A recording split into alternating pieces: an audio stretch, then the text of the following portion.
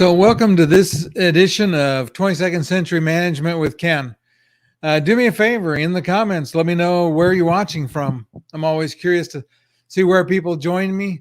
I am in Asheboro, North Carolina, right in the middle of the state. And today I was supposed to have a guest. They didn't make it. So, we are going to still have a show. We're going to talk about something that's really near and dear to my heart, and that is customer service.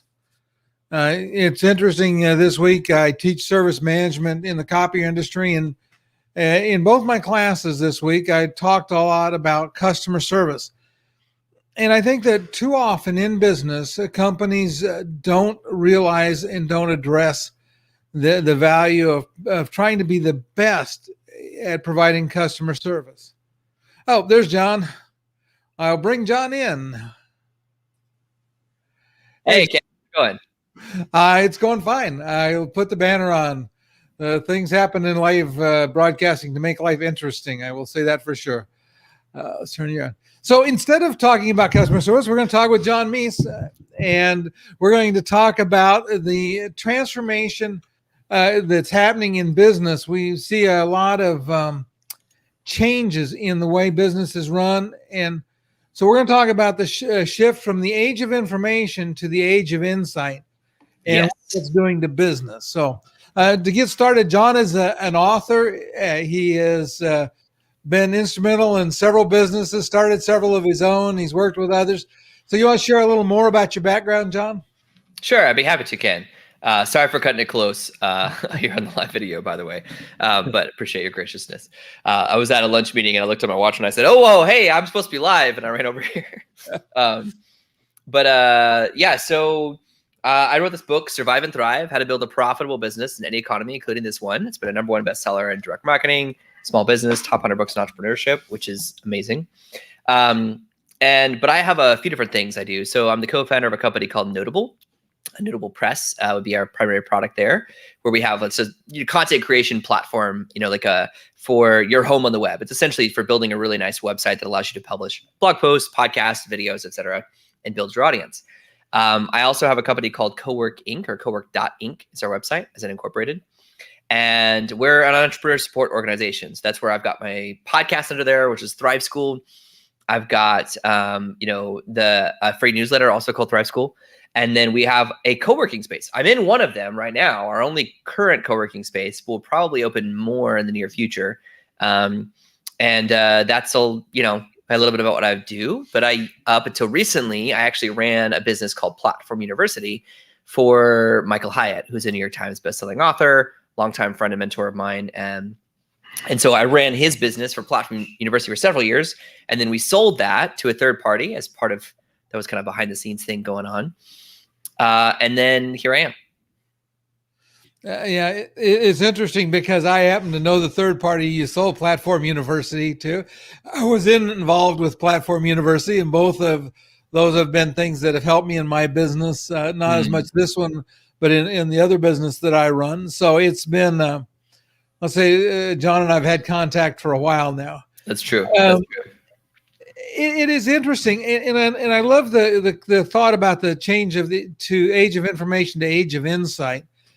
Because in so many ways, we still have traditional brick and mortar businesses. Those are going to exist. And, might come from a background in the copier industry. And that's a business that is,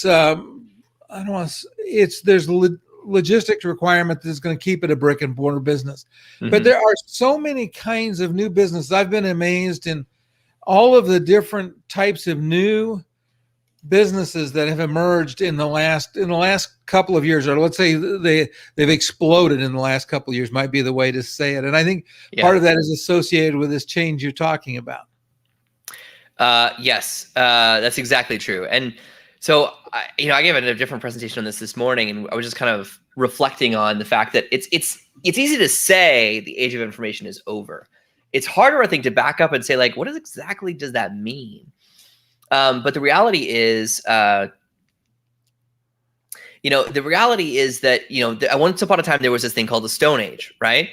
Yeah, we watch movies, kind of make fun of it, or think of a cartoon like the Flintstones, where like the whole world's built with stone. But I mean, the reality was in the Stone Age, people lived very primitively, and they had, tools like axes or clubs that were made of stone or wood, and those were the only materials available at the time. But if you lived in the Stone Age, you thought that was the best technology available, right? Like if you had a stone axe, you didn't think, man, I wish I had something better. You thought this thing's great. I mean, sure, it's not very sharp and it breaks pretty often, but there's plenty more stones around. And then along came the technology to forge bronze, and the Stone Age became the Bronze Age. Now, this was about 5,000 years ago. So, not going to, don't worry about if you don't remember this. But that was cataclysmic. I mean, if you were running a business or if your lifestyle was built on technology in the Stone Age, and then all of a sudden bronze chisels and axes came out, you're out of date. You're irrelevant. Huge shift. It also didn't happen overnight, right? It takes time for that kind of change to spread. Well, the same kind of shift is going on right now. That the age of information, the information era, the computer era, there's another word for it, it's over. But if you're still operating your business as if we're in the age of information, you're still in the Stone Age. You're operating with an outdated framework. And so you need to move mentally and strategically into the age of insight. So the biggest difference between the age of information and the age of insight, because of course, rather than the Stone Age, the Bronze Age, that's the current change that we get to navigate and figure out ourselves. The age of information was characterized starting in the 70s by the spread of computers and internet. But more importantly, because computers and internet just made this possible, the ubiquitous access to information. So whereas once upon a time, if you wanted to know something or publish something or say something, you had to go through one of a dozen different gatekeepers, right? Like a publishing company or a pope or a government leader to get something out there. Now, all of a sudden, with the dawn of peer-to-peer networks, with computers, with internet, you could just say something in the internet and it went everywhere. And we take that for granted right now. We use that pretty freely. We're doing it right now. We didn't have to ask anybody, just to have this live video. We didn't have to get approval from a publisher. So that was very exciting because now all of a sudden, as humans, we have access to all of the information in the world until we realized we have access to all the information in the world. That's incredibly overwhelming. This little thing in our pockets, where you get access to all the information in the world, it's the first thing that kills curiosity, right? Because if you have a question, you can find the answer in about 2 clicks, because you've got access to all the information in the world. But 90% of our energy now is spent ignoring information, headlines, notifications, ads, pitches, LinkedIn private messages. Most of our energy is spent ignoring information. And that's why the age of information came to an end. And we've shifted into the age of insight. The age of insight is characterized by the fact that people are not really looking for information anymore. We don't want to read 1,000 articles on how to, fix a pipe. Maybe if we have let's just say we have a clogged toilet. I don't want to go read 1,000 articles on the structure and the history of the toilet. I could, it exists out there. I want the one YouTube video that teaches me how to unclog that toilet. That's insight, right? It's someone who's taken all of the information and distilled it down to the 1 or 2 things that actually matter. Now, that's the age of insight. And so if you think about it, you probably have your person for different things you need in your life. Maybe you have a health question. You have a person you trust that you go to for insight. Sure, you could go to WebMD. You could plug in all the symptoms and find out what you have yourself, but you'd rather trust a human being. That's what the age of insight is characterized by. And so the age of insight is all about positioning yourself and your business as the guide so that when someone has a question, they come to you and they expect you to actually have already done the work to translate all the information and distill it down to insight. And the way you do that is through experience. Really, it's just wisdom. And wisdom is a combination of experience and knowledge. And so if you can use your wisdom to take all the chaos of the information and curate it down and say, look, here's the 2 things you need to know about how to lose weight or prolong your life or beat cancer or unclog your toilet, then you're positioning yourself for the age of insight.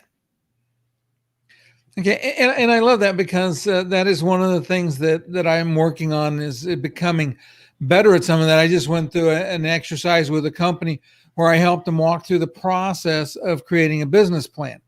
And creating a business plan is one of those things that's not like there's any shortage of information, but it's having somebody walk you through the process and give you little bite-sized pieces that you can manage.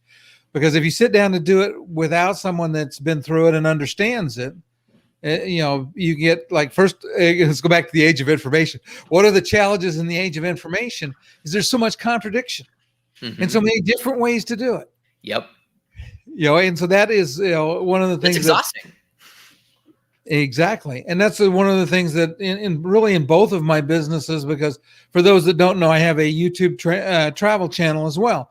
And it's really funny because it's not a vlog. It's not anything fancy, but it's real specific about answering questions that people that travel with a wheelchair might have about their trip, trying to make it simple and easy. Here's a place you can go. Here's what it's like. Here's what the room looks like. Here's what access is like. In short, I love short 3 to 5 minute videos, rather than my wife and I were watching one the other day that was like, oh my, stop. We had to stop it because it was like, 3 minutes of walking down this long hallway. Yeah. I am like, okay, they had all kinds of cute transitions and pretty stuff, but I'm like, stop, give me the that doesn't fact. solve a problem for me. Yeah. It doesn't help. Yeah. Yeah. I think, the way I like to think about this is like with your business, well, first of all, Ken, I would ask you this: who are you going to call? Do you know the reference, the pop culture reference I'm making right now? But there was this Ghostbusters. Ghostbusters. Yeah, I had to think about it for a minute, but you think about it. If I sang it, I'm not going to do that live. But if I sang it, you probably would have got it right away. But there's this question, like that's like there's something strange in your neighborhood. Who are you going to call? Ghostbusters. Great. Well, you need to become the Ghostbusters of your industry, right? So that when someone has a problem, like maybe to use your example, Ken, maybe someone goes, I would like to travel more, but I'm in a wheelchair and I'm nervous about what to expect. Who am I going to call? Ken Edmonds. And so that's what we're talking about here is positioning your business as the Ghostbusters of your industry, of figuring out what are people looking for, so that when there's something strange in the neighborhood, whatever that neighborhood may be, that's depending upon your industry, you're who they're going to call. You're the natural answer. Yeah, and I love that, and I think that's one of the things that a lot of brick and mortars, because now I'll revert back to the copier business I came out of, is that industry has become somewhat, I'm going to use the word complacent, and maybe moribund is a good term too. That they're constrained by this is the way we've always done it, so this must be the way we're always going to do it. Yep. And I challenge them because there are so many tools available now for them to become something other than just the local copier sales guy. To become that Ghostbuster of the copier business might be a good analogy.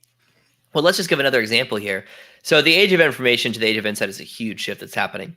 But there's another one that's happened behind the scenes, which is our shift to what Nobel Prize winning economist Herbert Simon calls the attention economy, which just makes sense once I explain it.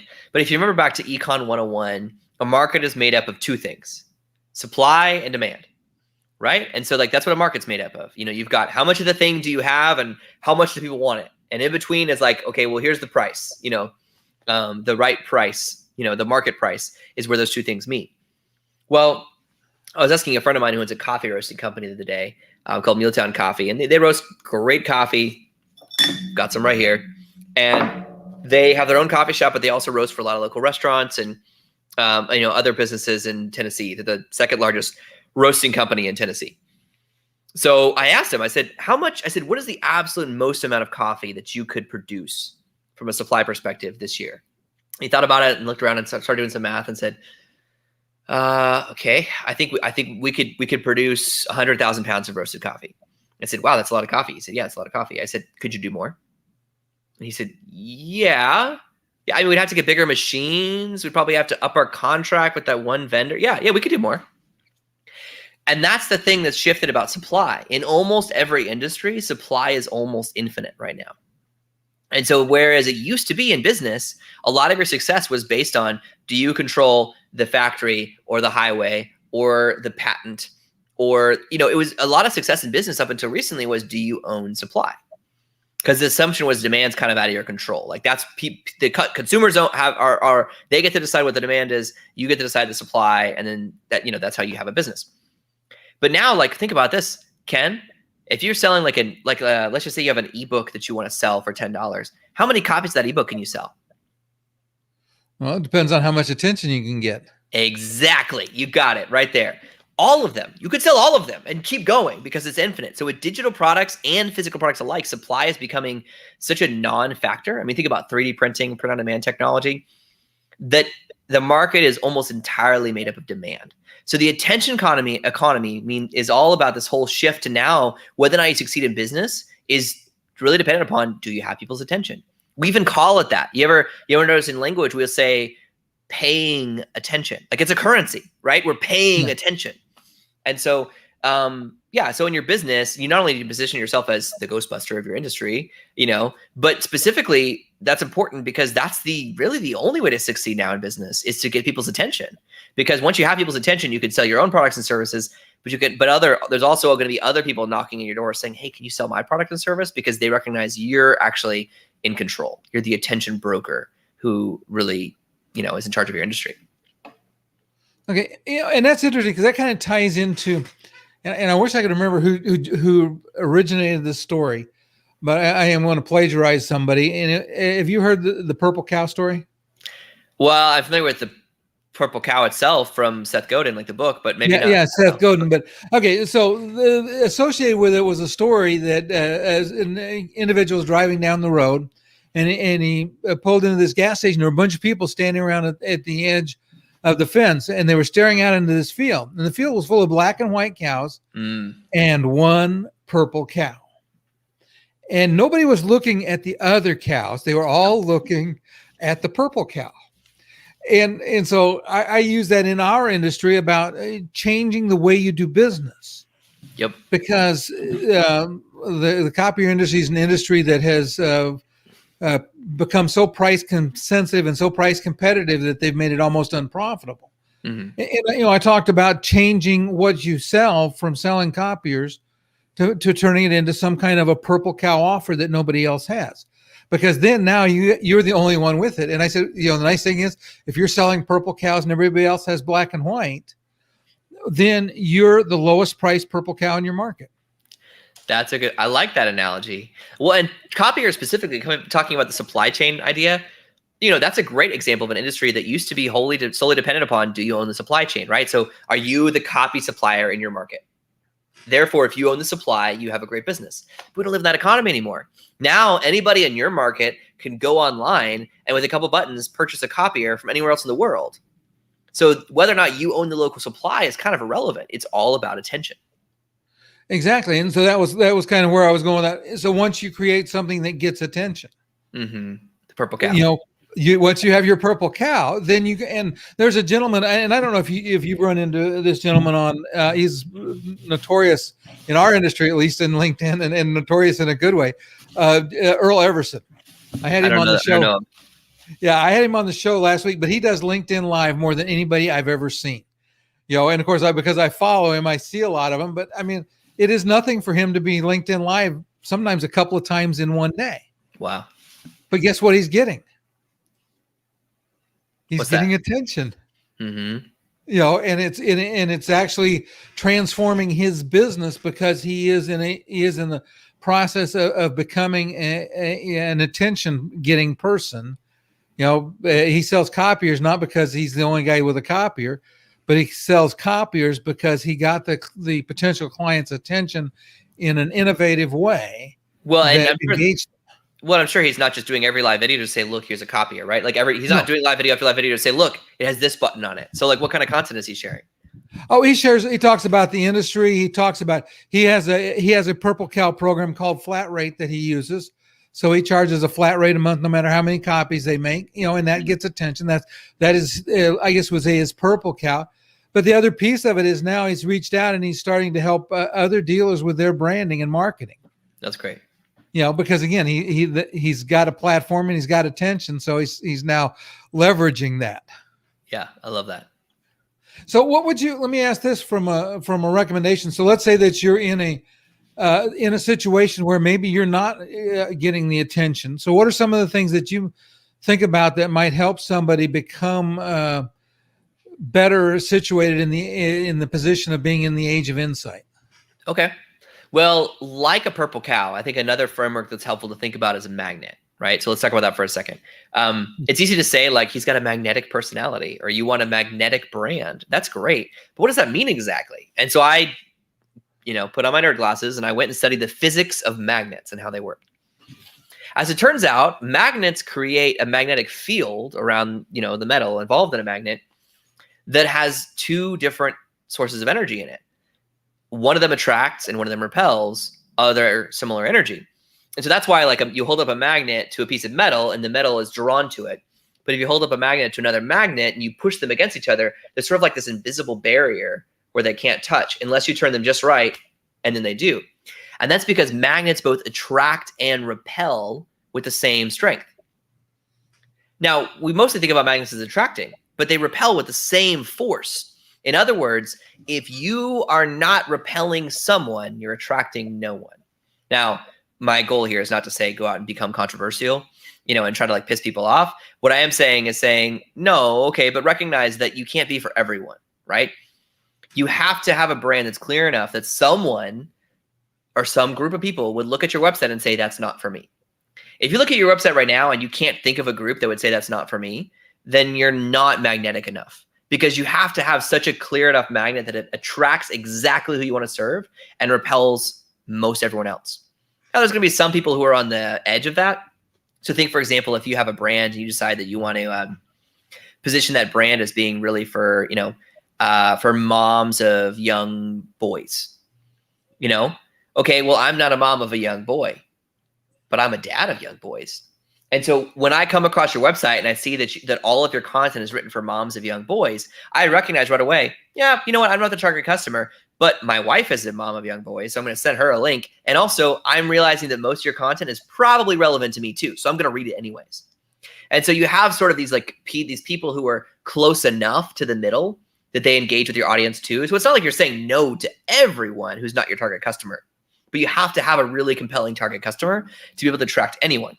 Because if I just stumble on a blog that looks like it's just for parents, period, general, parents of kids of all ages and all types of all over the world and all different parenting styles, I'm just going to scroll away. It's just not attractive to me because there's 100,000 blogs like that, Yes.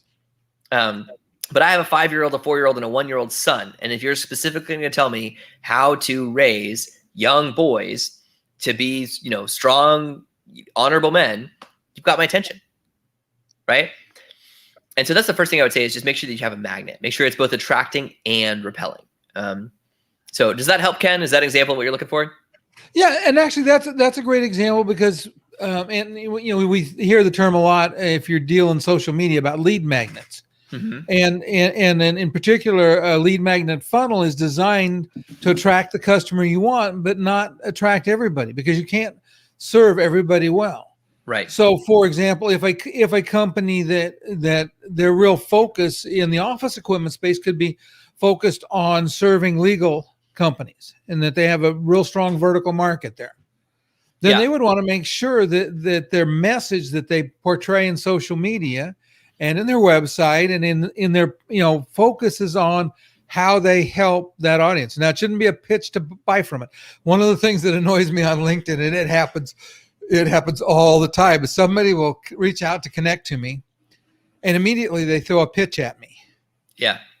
Well, and if I could, I get that a lot too. And if I can say, remember that attention is currency, right? So if you're asking someone to give you their attention, you're saying, give me money.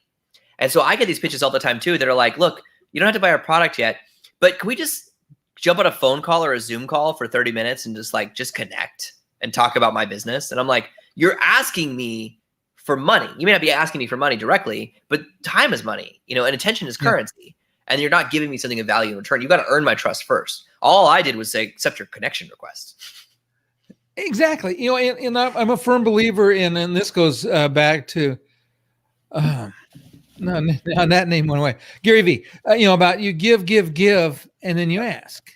Yep. And so that's one of the things I was going to say. Just in marketing in general is if you're targeting a market, give to them. Find something of that you can provide them of value, and not just a hey here's a special deal, because that's not again we get so many special deals flow through our lives. It's kind of like you've won $3 million, and it doesn't matter who tells me that. I just delete it because I just saw a YouTube video where a guy was doing this, and he just kind of takes dares. I guess it was probably on TikTok. It was YouTube or TikTok, but he takes dares from people in his audience. And someone said like, go try to give away money.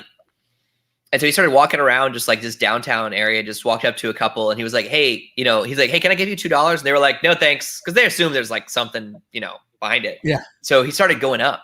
So he walked up to another group. He's like, hey, can I give you $5? And they were like, nope. And he's like, and then he walked, hey, can I give you $10? Someone else was like, nope. And the whole video is just him walking into people. And he's like, hey, would you like $50? And they're like, no. And he literally like, it's like, would you like $100? Nope. So he starts walking around. He walks up to random people and he's like, can I give you $1 million cash? And they said, nope, and walked away. Just like there, because they assume there's a catch. There wasn't actually in this case, but there usually is. Yeah. He might have had a problem if they'd said yes. I know. The last time he was like, I bet you, even to the video, he was like, I bet you I could say $1 million. They won't take it. Everyone's like, what are they gonna do? And he did. He walked up to a couple people. He's like, can I give you $1 million? They were like, nope, and they just kept walking.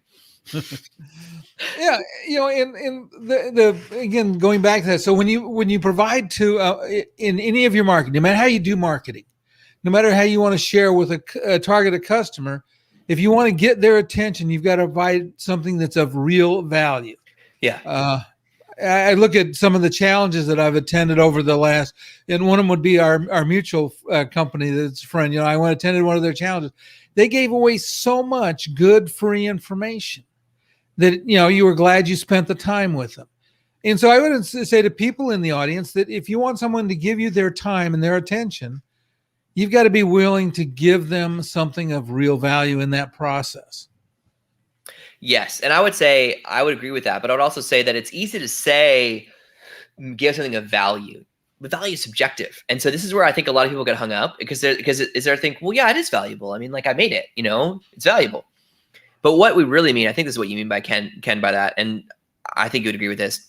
When we say a value, creating a value, what we really mean is create something that is a real solution to a real problem for real people. Right? Is that fair to say, Ken? I would say that's exactly what I'm talking about is it has to solve a problem that they have. Because if it's not a problem that they have, it has no value to them. Yes. Yeah, so you could go to the McDonald's drive-thru right now and knock on people's windows and say, hey, you want to join my CrossFit gym? And they're like, this is the third time I'm eating at McDonald's today. No, I don't want to join your CrossFit gym. Like, it doesn't matter if you're saying, but it's valuable. They're not looking for it. You got to give them what they're looking for. I mean, that's just the truth of it, is that you've got to find problems that now the exact same person, maybe they come out of the drive-thru and they've been there too many times in the McDonald's drive-thru and they start going, you know what? Maybe I should work out. But like, that's a long game, You need to meet people where they are. So that's what we mean by value. Yeah, and I agree with that. And I think that applies to any brick and mortar business as well, is if you want to get their attention, figure out what it is that is their pain point, what is causing them a problem, what can you do to help them solve that problem that you can give them for free. Because at some point in time, you make the transition. I go back to another sales thing I learned that I really like, is that people buy from people they know, like, and trust. Mm-hmm. So what is it that you can do to provide them a reason to know, like, and trust you? Yeah. And if you do that, if you have something of value that you give them, then they start to know, like, and trust you. And several of the individuals that I've learned from in the last year and a half or 2 years with challenges are people that I spent money with because they gave me so much up front. Exactly. Well, I like this. So I heard this story recently, and I wish I could tell you what country it was, but there is a country where there's an indigenous culture there, and they still have this practice today, where when someone new moves into the village, say like you were to go buy a hut and move in, everyone greets you by giving you something. Could be a bowl of apples, could be a bookshelf, could be a bowl, could be a horse. Like it's literally like just everyone gives you something. And I was reading the story I was reading specifically was an anthropologist, who was trying to study indigenous cultures who moved there. And so she was like, what do I do with all this stuff? And so she asked someone there, she's like, what am I supposed to do? And they said, well, you have to give them something back. And she was like, oh, okay. So like if someone gave me like a bowl of apples, I would give them like, I don't know, like a bowl of pears back. And they were like, well, only if you never want to see them ever again. They said, and they explained to her, they said, always give someone back something that is either worth more or less than what they gave you, because then you owe each other something. And then you have a reason to be in a relationship, right? So if someone gives you a horse and you give them back a bookshelf, then you still owe them, right? You still owe them. And so therefore there's a reason to keep them in your life. If someone gives you a bowl of apples and you give them a horse, they owe you now. And there's a reason for them to be in your life. If someone gives you a bowl of apples and you give them back a bowl of pears, well, you're even, you don't ever have to talk to each other ever again, And so it's this whole idea that their whole culture is built on like, well, yeah, the only way, this is how culture is. I mean, they're explaining that like their culture is formed of the idea that we need each other. And so I thought it was really fascinating. I thought it was a really fascinating example of what we talk about when we say like, give, and then ask. What we really mean is that like, we're all keeping some sort of ledger. It may not be detailed, but this general idea of like, goodwill towards someone. We all had that friend at one point in our life who just kept taking, asking too many favors. And we never most of us didn't ever like kick him out of our life. At some point, you just stop thinking about them because they've taken so much from you that you're not, when you're thinking, oh, who should I hang out with? They just don't come to mind because you're thinking about people that like were there for you when you needed them or gave you something special. And so you owe them something. And so all of our relationships in business and personal life are built on these debts. And so, yes, when you're creating content, give.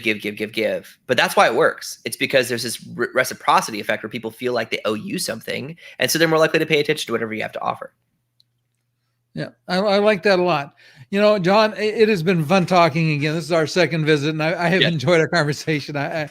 You are so full of insight and things that well, thank you, Ken. They stimulate my thinking about the way I look at things, and so I always appreciate it. Well, let's say goodbye to our audience. It's been nice for everybody that's been here. If you're watching this on the replay, you have questions, do me a favor, put them in the comments on LinkedIn or in YouTube or in the podcast where you heard this, and we'll try to get you answers. Either John or I will reach out to you. Sounds like there will be there, and there is links to John's information in the description, both on LinkedIn and on YouTube. And we'll see everybody next time. Keep up the good work.